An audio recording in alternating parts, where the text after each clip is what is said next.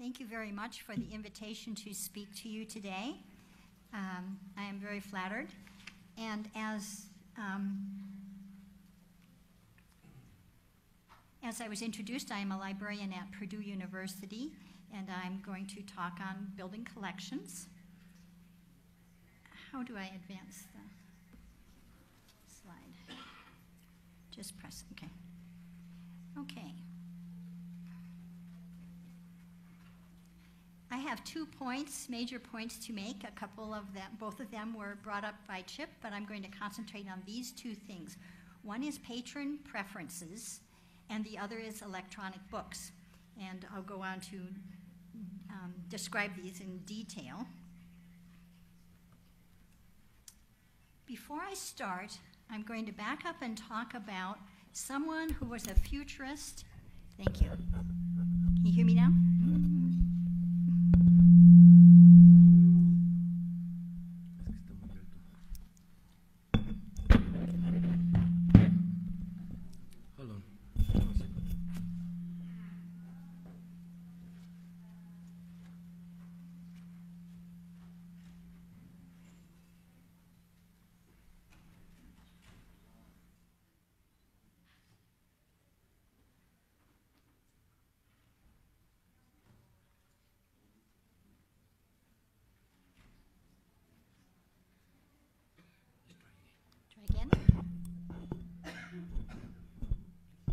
Okay, let's see if this works better.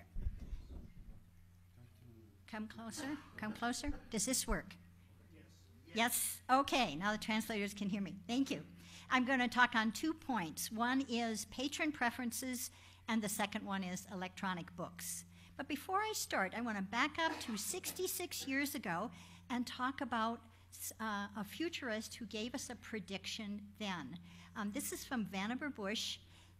He was not a science fiction writer. He was a major scientist working in the United States. Actually, he was coordinating about 600 scientists working for the use of science for successful warfare. And at the end of World War II, war is over.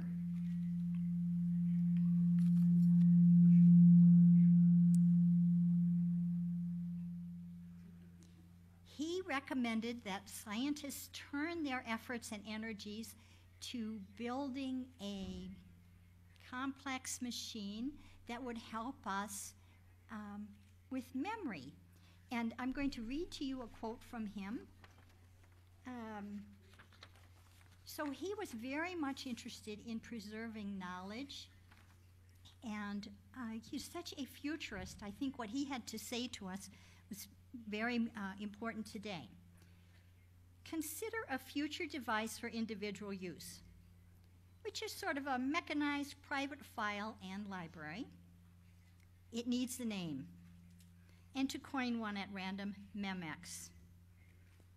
A Memex is a device in which an individual stores all his books, records, and communications, and which is mechanized so that it may be consulted with exceeding speed and flexibility. It is an enlarged, intimate supplement to his memory. It consists of a desk, and while it can presumably be operated from a distance, it is primarily a piece of furniture at which he works. On the top are slanting translucent screens. I'm going to try this. Is this better? Do I need to back up and start the quote over? Shall I start the quote over? No, okay. Okay, so it consists of a desk, and while it can presumably be operated from a distance, it is primarily a piece of furniture at which he works. On the top are slanting, translucent screens on which material can be projected for convenient reading. There's a keyboard, a set of buttons, and levers.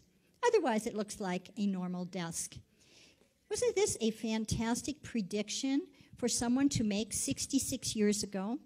In July of 1945, I was a newborn baby. And I read this quote to you because I want to say that we too are scientists and can look at what information we have available and make some predictions on the future. Thank goodness we aren't trying to predict 60 years in the future, but just 15 years in the future.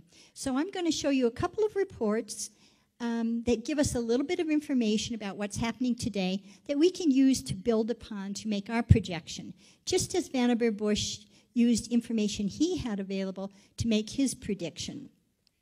And right now I'm talking primarily about patron preferences, and later on I'll talk more about electronic books. What do we know about the patrons today? And this is from a report that was put out by OCLC. Chip, you'll be glad to hear that. On how Americans use online sources and their libraries. And in the work I've done through my career, I found that a lot of times what's going on in America is repeated in other countries or happening at the same time in other countries. So even though this report is focused on America, I think it probably has implications broader than that. But what do we know about Americans and libraries today? Americans are online. Well, we all know that. Everybody's online. Americans are reading books. They're reading more books than they did in the past, and they're using libraries. This report focuses primarily, I think, on public libraries, not academic libraries. But we know that public libraries, the borrowing of books or the loaning of books has increased 11%, and leisure reading is also increasing. However, it's interesting, this report also shows that research in libraries is dropping. Now, that's an important piece for us to think about because we're academic libraries. We're all about research. What do we know about academic researchers? Now, this is from a journal article that was published in 2010.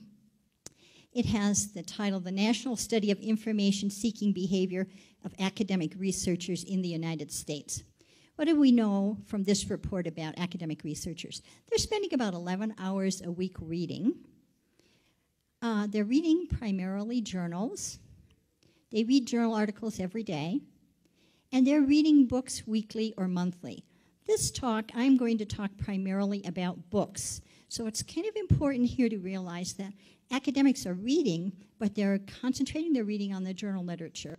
The reason why I'm concentrating on books today is we know about electronic journals and electronic reference sources and the trends that started 15 years ago that are in place today. But the electronic book is kind of a new item. It hasn't really taken off. It's maybe just at that tipping point of going. So today I'm focusing on the book. What do we know about books in academic libraries? This is not particularly good news to librarians.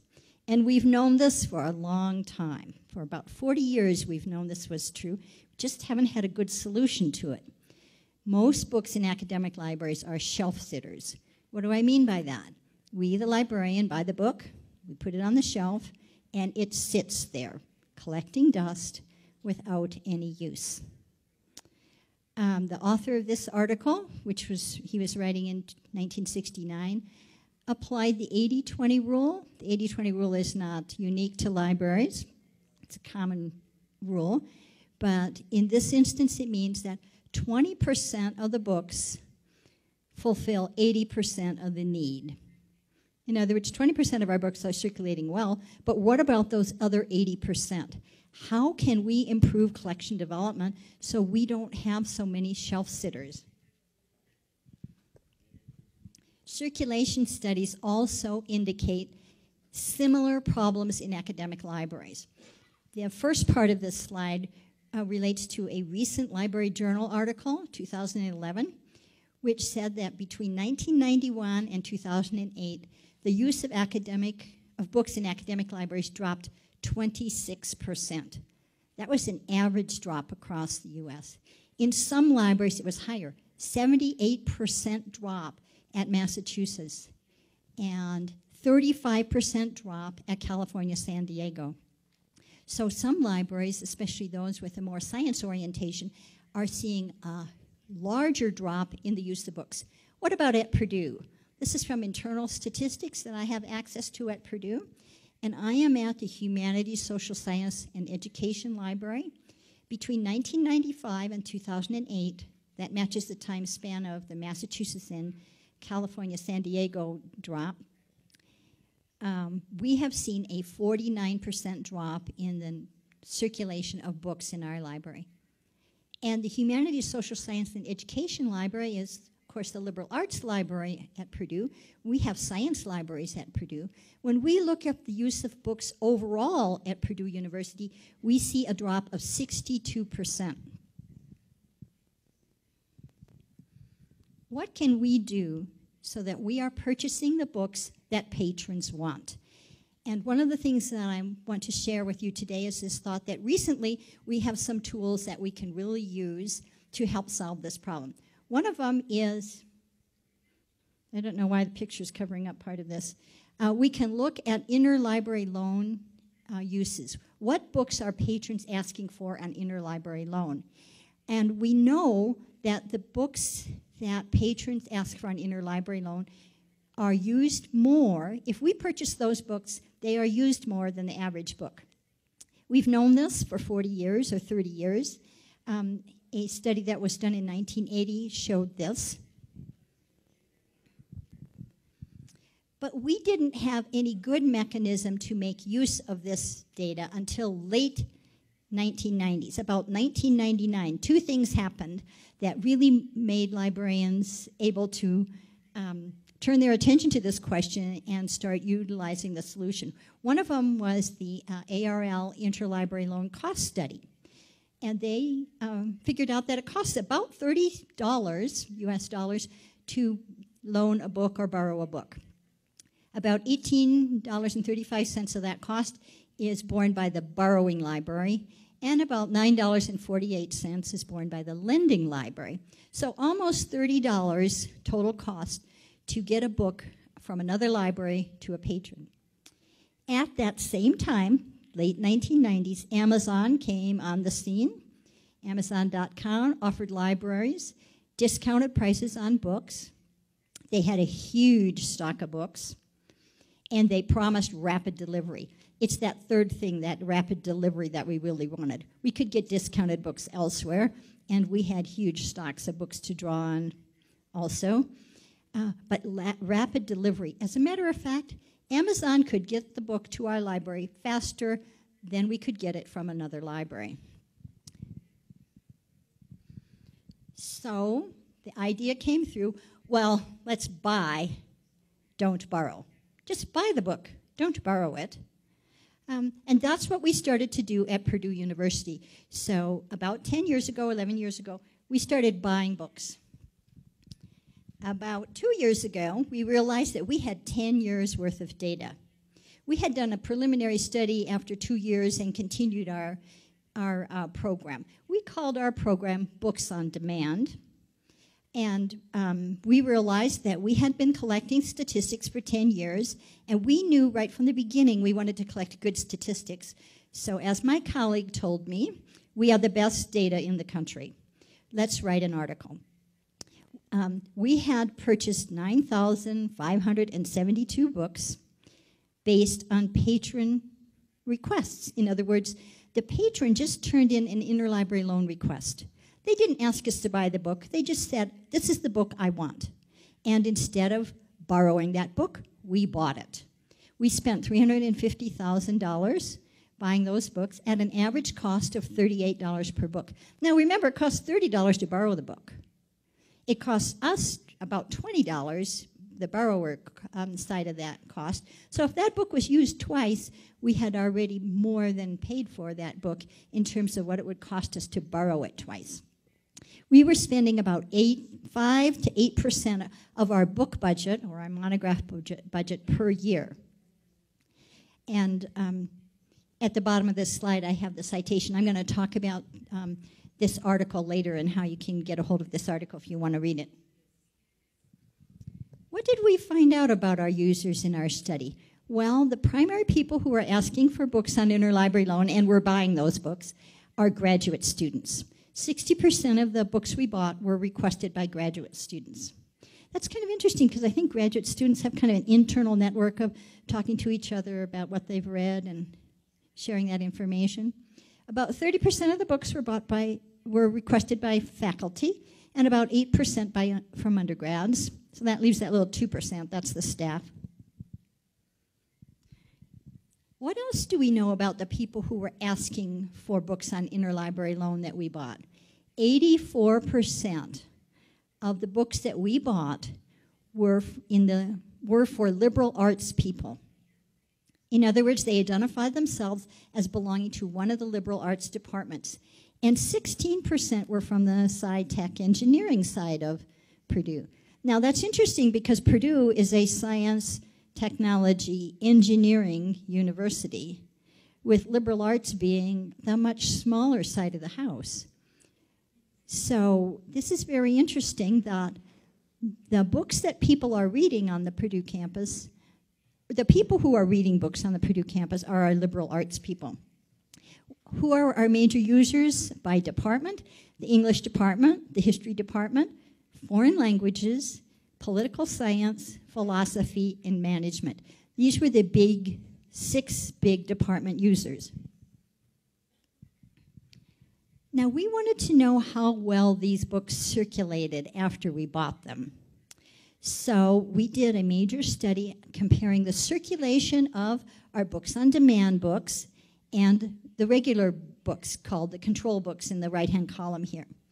And, here in this chart, back to that 9,372 books that we bought on for the Books on Demand program. And average circulation of those books during the 10 years was 4 times, 4.116.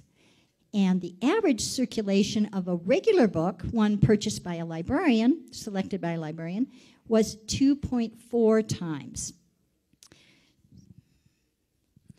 I'm going to repeat that data.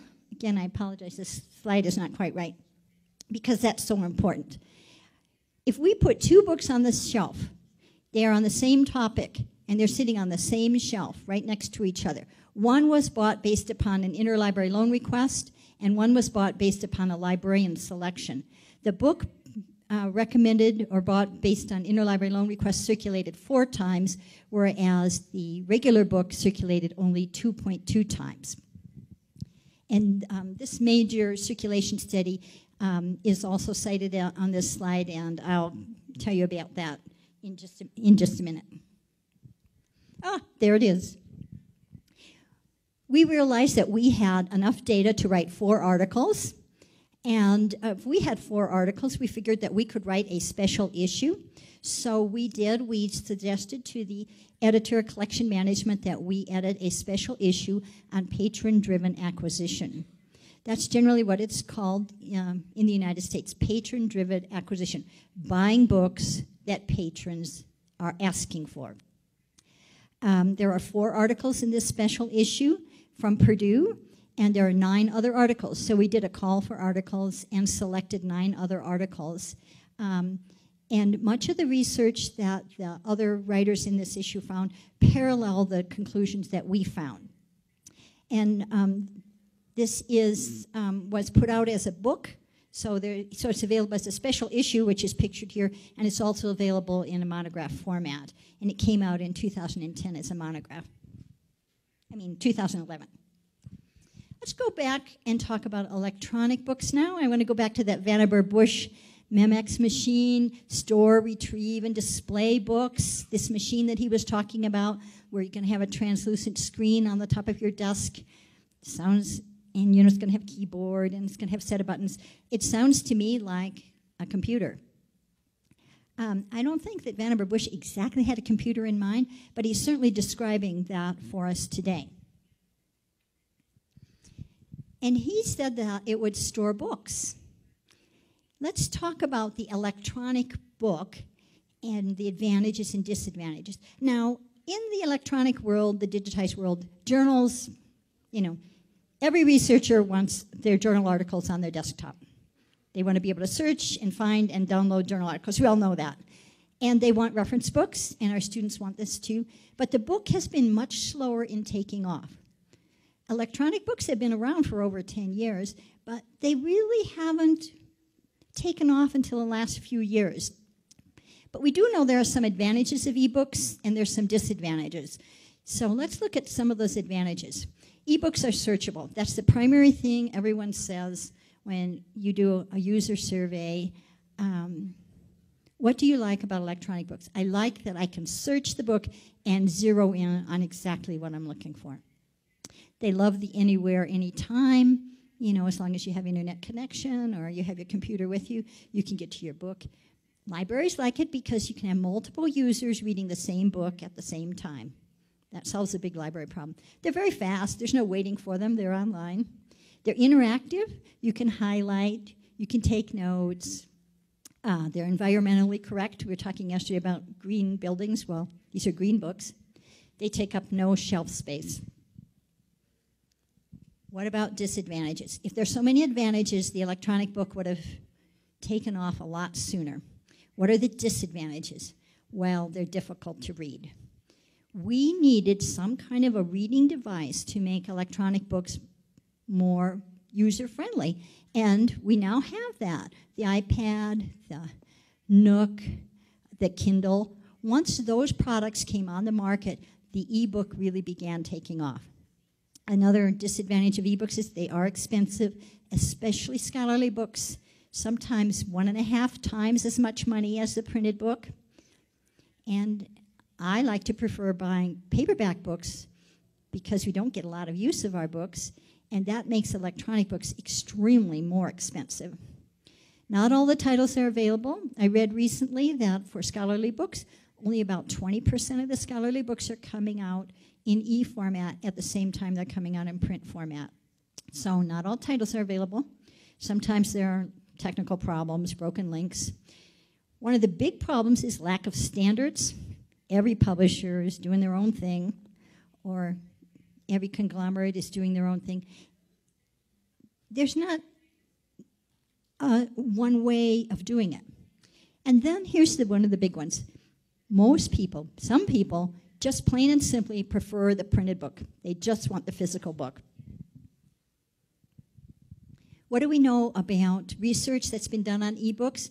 This research was done in 2004, shortly after NetLibrary was available, and it was done at Duke. About 8,000 books they had both in print and electronic format, and they studied the use. You know, do the users want them in print? Do they want them in electronic? The user had the choice, and they found that ebooks were chosen 11% more often than the printed book was chosen. Similar findings came from other studies at Columbia and Rochester. This study was done before the Kindle, before the Nook, before the iPad.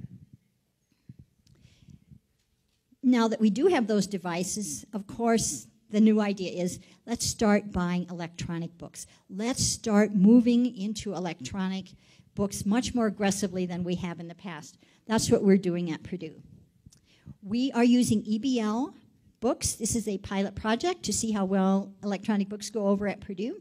We are loading the records in the catalog, and we're putting together the patron-driven acquisition idea with the electronic book idea. We're letting patrons look at the records in the catalog and choose the books that they want.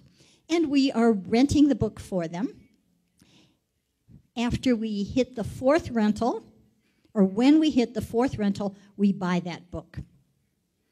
So we can have 3 rentals and then 1 purchase. We are doing 5 minutes. Okay, I'll be fine. We're going to analyze our purchases. That's what we're doing right now. We're assessing our browse versus buy ratio, and we're checking how customers like this.